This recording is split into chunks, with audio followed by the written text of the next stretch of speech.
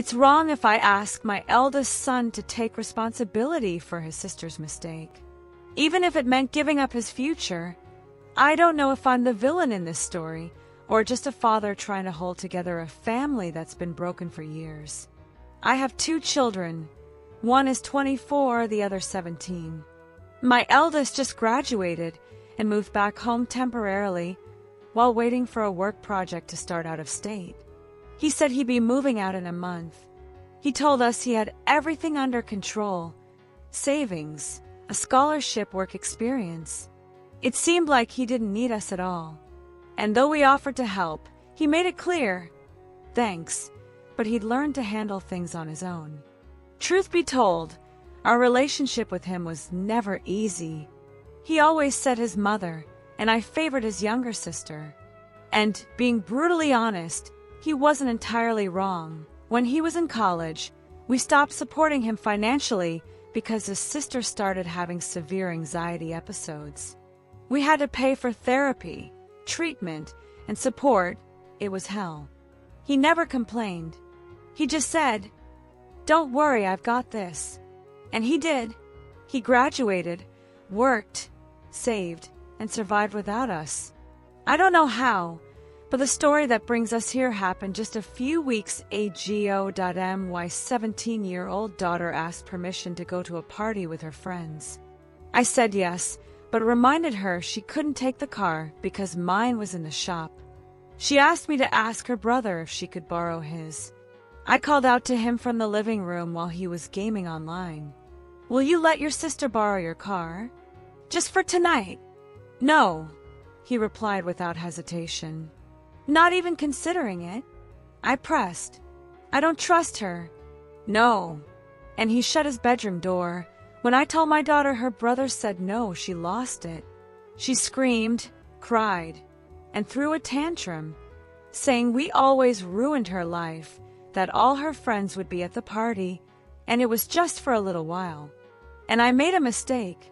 I told her to take her brother's car keys, which were hanging by the door. I said to go and come back without doing anything stupid, that her brother wouldn't find out, and to please not crash it. She left, smiling.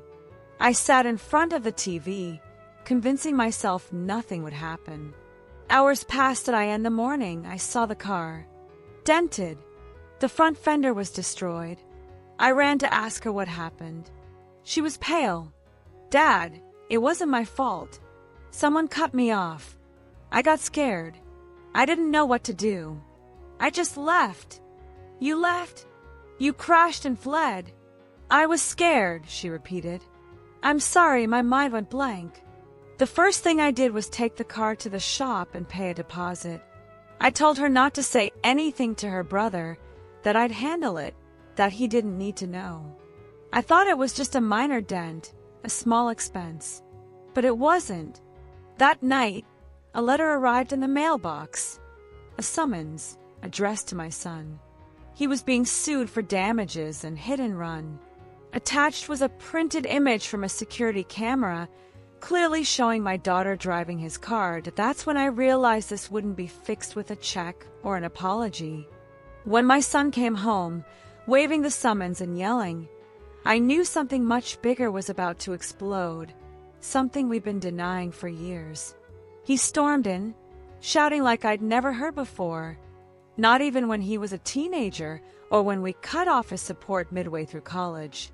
"What the hell is this?" he roared, waving the summons in my face. My wife ran out from the kitchen. My daughter peeked from the hallway and froze when she saw him. "You knew," he shouted at me. "Calm down, son. We'll fix this." "Fix what?" "You knew." I tried to explain that it was an accident, that I'd allowed her to take the car, that we didn't think it would escalate like this. "And you thought it was okay to drag me into a lawsuit to cover for her?" My daughter tried to approach him. "I'm sorry, I didn't mean to," she said, but he backed away like she burned him. "Don't touch me. Don't talk to me. You never cared about me, did you? You just took my car, crashed it, fled, and left me with a legal mess." "Perfect. She's your sister. my wife said through sobs. She made a mistake. It's not my fault, he shouted. Don't make me responsible for your screw-ups. I'm being sued for damages and hit and run. Do you know what that means? He pulled out the lawsuit papers. $35,000. The owner of the car she hit is demanding full compensation, plus interest for the hit and run, plus legal fees.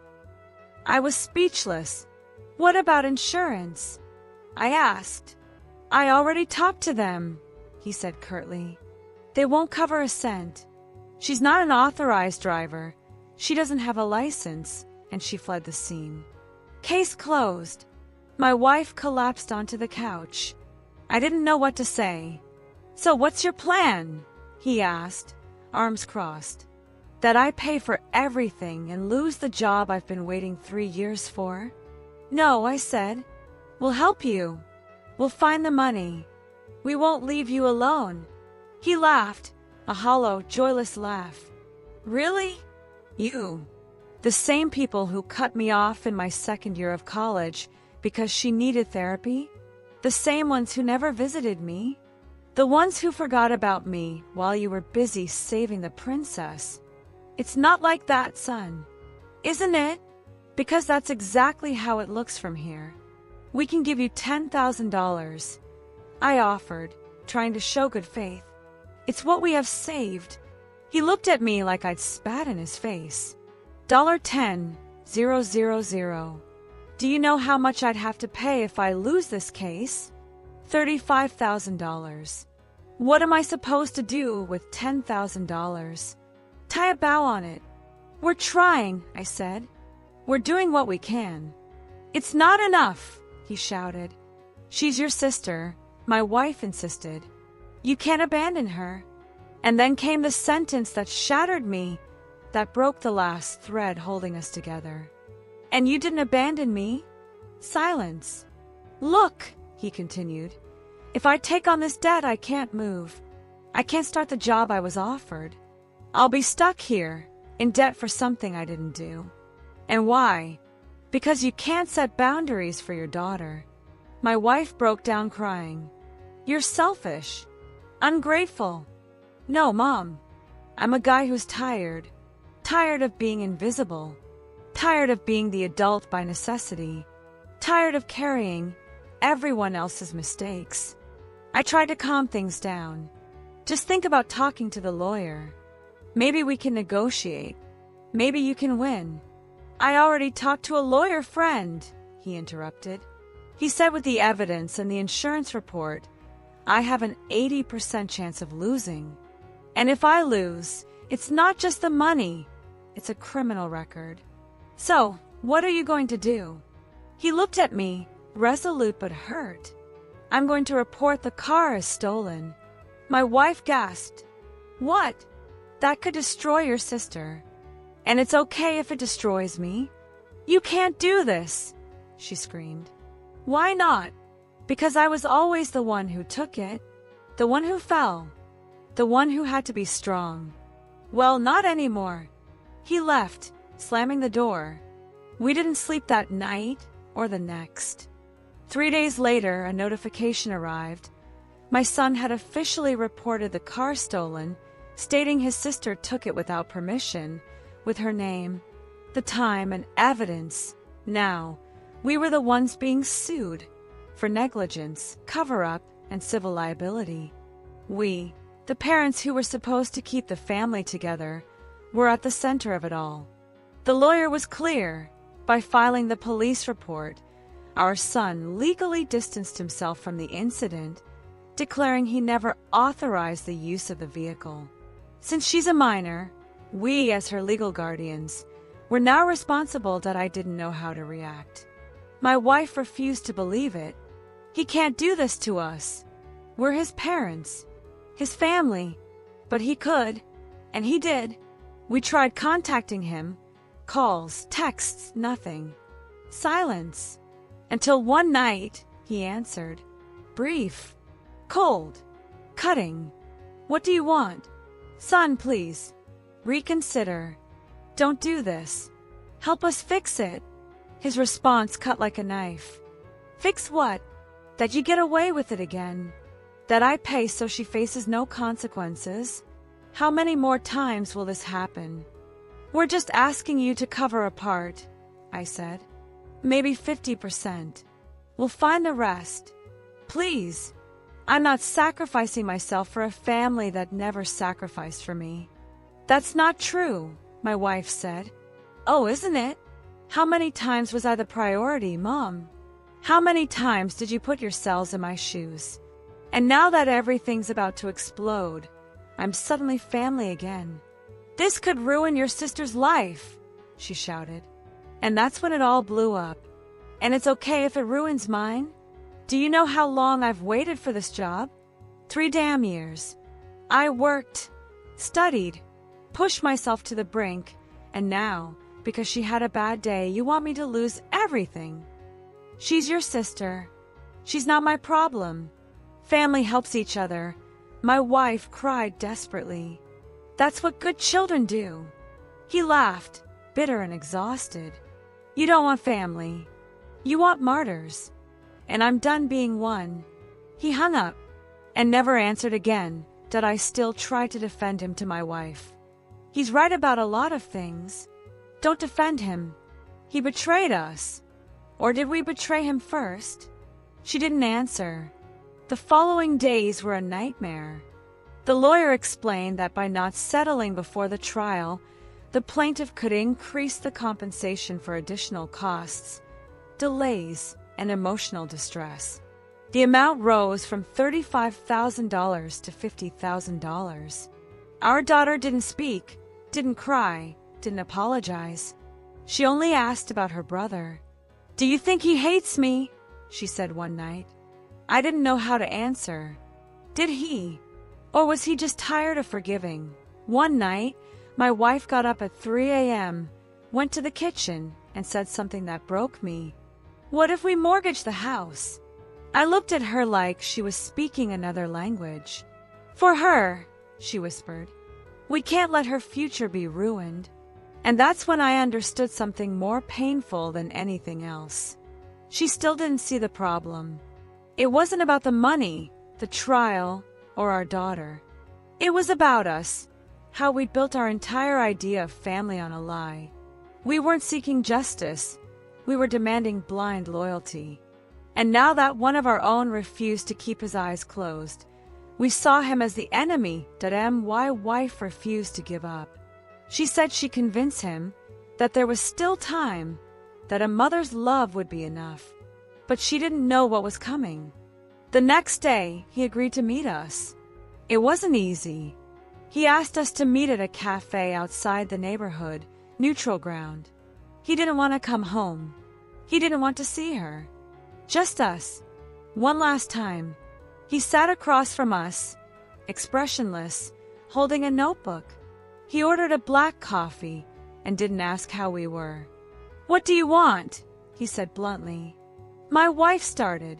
Son, thank you for coming. This has been so hard for all of us. He didn't respond. We're not going to justify anything, I continued. We made mistakes. We know that. But this has spiraled out of control. We can't cover everything. The trial is coming, and the lawyer says the compensation could go even higher if there's no settlement. We need your help. My wife, tears in her eyes, added, just a part, alone, $15,000, whatever you can. That way, we can keep your sister from getting a record, from her life ending before it begins. He opened his notebook, pulled out a folded sheet, and placed it on the table. Do you know what this is?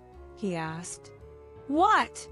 A list of every time you asked me to understand my sister, every time you left me behind, every birthday I spent alone in college, every call you didn't answer because you were with her, every time you said she couldn't handle things, but I could. He paused, then said, I don't owe you anything. My wife sobbed. We're your family. And when did you act like it with me? When did you care about what I felt? Years of begging for attention. Years of struggling alone. And now that I have something I worked for, you want me to sacrifice it for her. Again. She's your sister, my wife said. She's not my daughter. She's not my responsibility. She's yours. I tried to mediate. We're not asking you to sacrifice. Just to lend us the money. If I lend you that, I can't move. I lose the job. I lose the contract. That's not a sacrifice. Silence.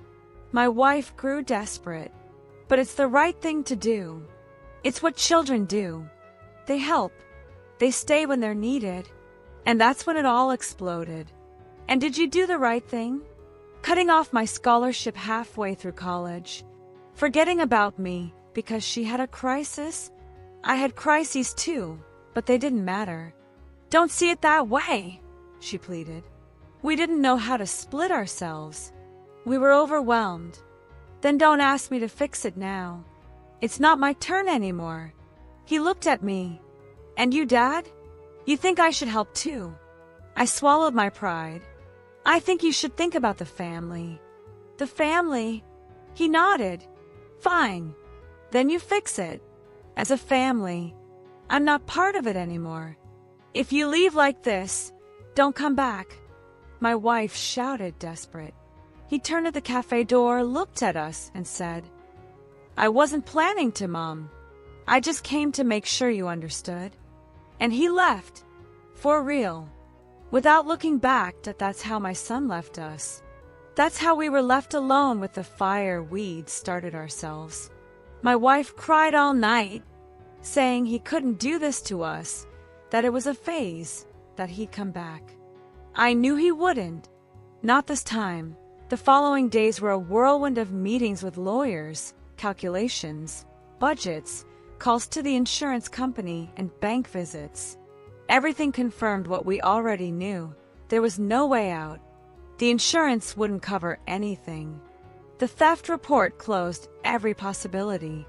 And the lawsuit continued, with the compensation now climbing from $35,000 to $50,000 for damages, hit and run, legal costs, and delays.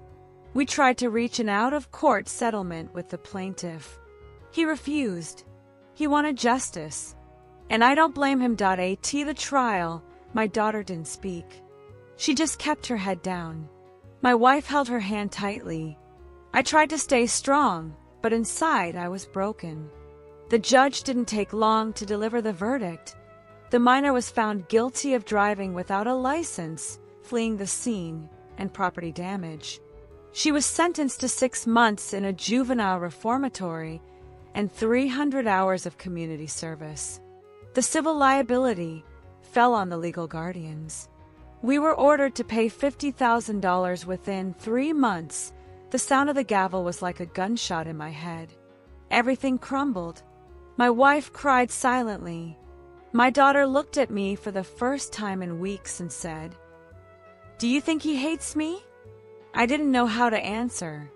We used the college fund we'd built for her since she was a child. Every penny, the money that represented her future, her career, her hope, gone in a single transfer. The bank notification felt like a mockery. Transaction successful. He didn't show up. Not a call, not a message, not even a note. We saw him last in a friend's story on social media, in another city, wearing new clothes, a badge around his neck, smiling in front of a modern building. He was working. He was far away. And he was no longer our son. My wife tried writing to him. So did I. We asked him to at least talk to his sister, to tell her he didn't hate her, that we still loved him. He never replied. A few days later, we received an email from his lawyer. My client requests the immediate cessation of all direct or indirect contact. Further attempts will result in legal action for family harassment. My wife screamed, collapsed in the kitchen, clutching the crumpled letter, repeating his name over and over. He can't do this. He can't. He's our son. But I couldn't tell her he could, because deep down, I knew we'd lost him long before this trial. We lost him every time we ignored him, minimized his achievements, justified his sister, and forced him to yield. We lost him in small betrayals, in silences, in comparisons. And now, when we finally needed his love, his sacrifice, his help, all that remained was resentment. My daughter went to the reformatory a week later. She hugged me before going in, trembling. "Dad, did I ruin everything?" I didn't know what to say. Because the truth is, no one ruins a family alone. It takes time. It takes cracks. It takes neglect. And that's what we did for years. That's what it took to destroy what we pretended to protect. My daughter came back from the reformatory a month ago. She's not the same. She speaks little, doesn't go out, doesn't ask about her brother. But she mentions him in her sleep. Sometimes she wakes up crying.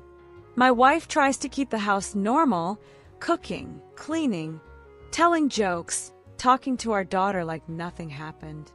But it did. And it's still happening that I don't talk to anyone. I wake up, go to work, come back, and pretend I don't feel the void he left. There are no letters, no messages, just the quiet certainty that I've lost my son forever. I tried writing to him on New Year's, not to ask for anything, just to say I loved him. The message was never delivered. I checked and saw he blocked us both. Again.